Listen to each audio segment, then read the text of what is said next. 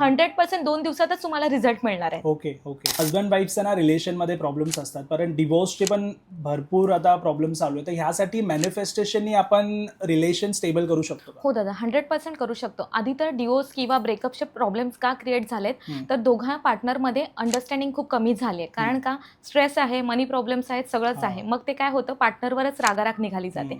त्याच्यासाठी एक मी simple affirmation देते. रोज 21 वेळा काय लिहायचं आहे, तर I am having loving and caring and healthy relationship with my husband or wife.